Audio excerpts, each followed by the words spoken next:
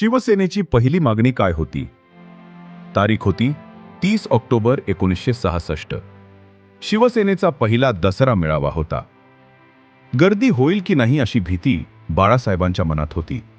रिकामो Shivaji park दिसू नये म्हणून व्यासपीठ मध्यात उभारण्यात आलं होतं. व्यायामशाळांचे कसरतीचे कार्यक्रम झाले. शाहीर साबळ्यांनी आपल्या बुलंद आवाजात महाराष्ट्र गीत सादर केले आणि बघता बघता संपूर्ण शिवाजी पार्क भरून गेलं आणि बाळासाहेबांचं भाषण सुरू झालं. जमलेल्या माझ्या तमाम हिंदू बांधवांनो, भगिनींनो आणि मातांनो, त्याच मेळाव्यात बाळासाहेबांनी केलेली मागणी काय होती माहितीये?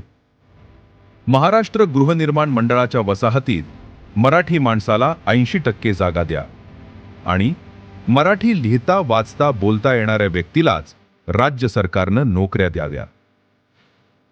बाळासाहेबांनी 60 वर्षापूर्वी केलेली मागणी आजही गरजेची आहे का? तुमचं मत कमेंटमध्ये नक्की सांगा.